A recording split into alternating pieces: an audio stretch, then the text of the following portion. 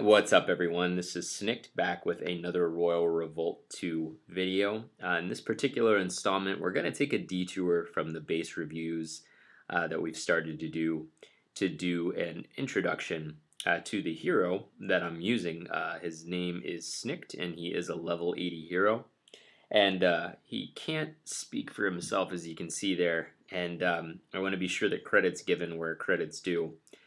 So we'll go ahead and have a look at the inventory that Snick's carrying, what he has equipped right now, and all the different hero slots that we have, and why he has the items that he has, why he has the items in his inventory that he doesn't have equipped currently, and some reasons why you might consider building an inventory that's similar to his on your hero to assist you with progressing through the game.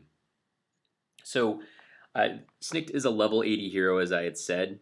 He's about halfway to level 81, and level 80 is a really good place to be. I do like it here because it's still at a point where there is enough sense of movement from one level to the next where it doesn't feel like things have really slowed down to a complete crawl in terms of the leveling progression.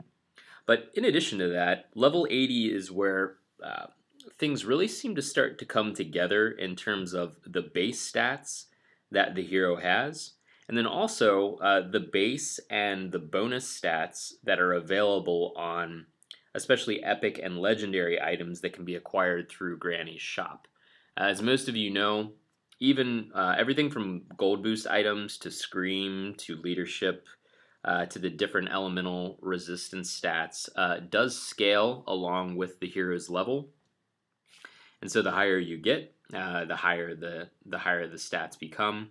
But it's right around level 80 that you get into a tier or an echelon of equipment where no matter what base you go into, whether it's the trophy holder number 100 on the leaderboard and they're at level 75, or whether it's Master E, who I think is at level 94 right now and routinely keeps and hangs on to the number 1 spot. No matter which one you go into, those bases are obviously going to feel drastically different, and they're going to require a completely different approach and a completely different level of care. But you can go into any base inside the top 100 and even the top 10, and you have a fighting chance of not having your head handed to you in the first 10 seconds. And you can be competitive within that elite level of gameplay. And so, not saying that once you get to level 80 that just magically happens. It takes a lot of gems, a lot of pearls, and a lot of gold in order to make anything like that happen. But it is possible from a level 80 player, which bodes well for progressing on up toward level 100 and beyond. So let's go ahead and have a look at the different hero slots that you can see. There are 9 hero slots in front of you. We're going to have a look inside each one and talk about the different items that are in there and some of the combinations that can be really, really beneficial. I do want to point out I'm going to be doing the items that are there under leadership, the cape and the crown, and then switching down to the bottom tier. And the reason for that, which I guess is the best, as good a place as any to begin, is because there are 2 main builds or 2 main sets of equipment or accessories that you're going to want to accumulate in Royal Revolt 2, and you're going to want to work toward. And those are, first, the gold boost build, which everybody's familiar with. And what that means, what I mean by build is equipping a gold boost item on every hero slot that you're capable of equipping one on. And those are, again, the cape, the helmet or the crown, the ring, the belt, and the boots. But in addition to that, there's another build which doesn't get quite as much interest, but I think can be equally important, which is what I'll call the leadership build. And as you can see here, I have those items that I just mentioned enabled with leadership, and that actually puts my leadership up over 10,000. So if I wanted to do a Snicked selfie to make my hero look as highly powered as possible, I would definitely do it exactly as you see it in front of you here. But if I get rid of these hero boost items, which I'll go ahead and do now and switch back over to gold, it actually drops my leadership down to around 6,500. So going from 6,500 with no leadership all the way up to all 5 items with leadership actually increases my leadership by over 50%, which I think is huge. Funnily enough, that's actually roughly the amount of gold boost that I have right now as well. So you can see that when I switch over to the gold boost build, where all of the items where I can have gold boost, it brings my leadership down to about a little over 6,500. But it does raise my ability to accumulate gold considerably. So there are 2 different builds I think that that you want to consider as you continue to accumulate items. 2 different basic builds, and they are the gold and the leadership builds. So let's go ahead and dip into the individual hero item slots here. So for the crown, I actually like to maintain 4 different crowns, and that may sound like a little bit of overkill, but let me explain why. So the gold boost item, the gold boost crown, which is there in the upper left, that speaks for itself. I've just gone over the leadership build, and so the leadership crown or the leadership mask, which is in the top right here, is important to have as well. Now, the reason you want to have leadership, everybody that plays the game is relatively familiar with this, but leadership has a variety of different benefits. Some of them are a little bit more subtle than others. Probably the biggest one is that leadership when you're in a raid gives you the ability to generate more troops at one time because it increases the length of the bar along the bottom of the screen. But it also increases the rate at which that bar replenishes, which means that you can bring out more troops, and troops that have higher costs like mortars or cannons or pyromancers or R-blasters. So you can bring out more troops that have a higher cost more often. And so what ends up happening is that ends up having a huge cumulative benefit to your raiding party and the supportive DPS that's generated by your raiding party to your hero. So that is one of the key benefits to leadership. Now, where you would use a leadership build, where you would go all out with leadership, the way that I had it set up when we first came in, would be in one of a couple of scenarios. The first one would probably be if you were trying to place first in a tournament and you wanted to maximize your DPS in every raid that you went into, even with an open base. The DPS that you brought up to the castle gate, if you want to shave off, precious seconds because you're racing to place first in a tournament, then that can be really helpful.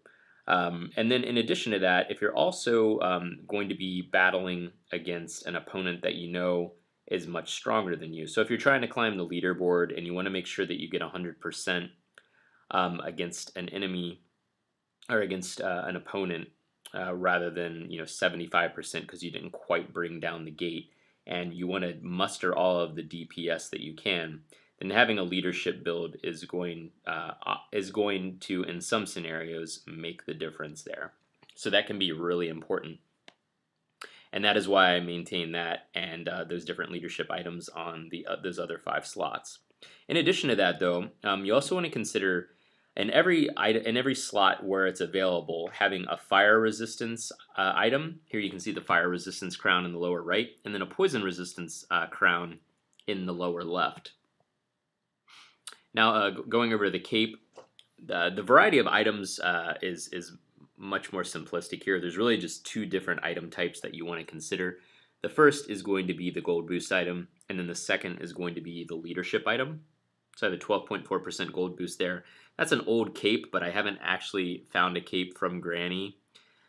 She's been pretty miserly about doling out a new cape. So I've had that cape probably since the early 70s, but it's still pretty respectable at 12.4%. And that is a brand new leadership cape with leadership that's right around 3060, so that's pretty awesome. I'll switch down to the bottom tier to complete those 5 slots. So looking at rings, same scenario as the cape. You have a gold boost item, and then you have a leadership item at 10.2 and then 558 on leadership. Looking over at the belt, exact same thing. There's a 12.7% gold boost belt here, and a 675.3 leadership belt as well. Now, that's one of the highest leadership belts I've ever seen, certainly that I've seen from Granny, and so that was a really awesome find from a few days ago. Looking at boots, I did accidentally sell my legendary gold boost boots. They were right around 12%. It was completely by accident and was definitely the worst mistake, worst tactical mistake I've ever made in the game. But I did find these respectable 9.8% boots a few days ago, so I'm hanging on to those. I have some fire resistance boots, which really I should probably just go ahead and sell because I never really used fire resistance on boots. There's much greater uses for your boots, namely the gold. Leadership, I do have the leadership there if I ever find myself in a scenario where I really just need to completely gear myself out for maximum leadership. But then also, and primarily, are these speed boots. And speed boots have enormous tactical benefits. You're definitely going to want to find and invest in a good pair of speed boots, and by good I mean anything probably, depending on where you're at, but probably anything from 8% up is going to be good. I did have a pair of 19% speed boots that I had for probably 10 levels. I found them really early and had those boots into the 70s, and it makes an enormous difference on everything from evading bombs to activating damage over time spells like Sonic Blast, Firestorm, Blade Storm, and spreading that damage around to different towers and to different units. So the quicker you can move, the quicker you can evade, and the quicker you can spread damage around. And so along the lines of that general principle, speed boots are really indispensable in the boot category. Although, as I had said, if you really need to maximize leadership or you really need to maximize your gold boost, then having those boots there can be an important tactical benefit for you. So it all depends on what tools you need to accomplish the objective before you. If it's gold, if it's trophies, if it's winning a tournament, there are all these different variables that are in play here with these hero items, and it's up to you to decide how to best outfit your hero to accomplish those goals. So that's, in a nutshell, I would say that's a tactical approach to building a standing inventory of items. Going back up to the top row, we have armor and we have pauldrons. These are the primary drivers of your hit points. And what I would do, what I do, is maintain two items in each one of these categories. The first one is a fire resistance item, and the second one is poison resistance. Where this comes into play is that fire resistance is hugely beneficial from mid to end level gameplay because of the prevalence of firebolt towers and pyromancers. And then poison resistance is really helpful in the event that you come across an opponent whose waves are primarily outfitted with mortars. So poison damage from mortars can be pretty devastating, especially if there's 4 or 5 mortars in a wave. Excuse me. And so having the option of switching to a poison resistance build with your armor and with your pauldrons, you can even do it, of course, with your crown as well, but especially with your armor and your pauldrons is hugely important. And looking over at the pauldrons, it's the same thing. I like to keep a mix because most bases have a mix of fire and poison damage, and so it's helpful to have both types of resistance. There are occasionally bases that won't have both or either, and so you can kind of mix and match as appropriate. And finally, looking over at weapons. Weapons, I maintain an inventory of weapons. I probably don't need all of these. In fact, I know I don't, but my most important weapon would be the ice and the blunt damage. And what's important here is having a weapon or a glove enabled with ice damage and the other one enabled with blunt or ice. So you want to have that pair. And that's really indispensable for conquering firebolt towers, taking down the castle gate, going through waves.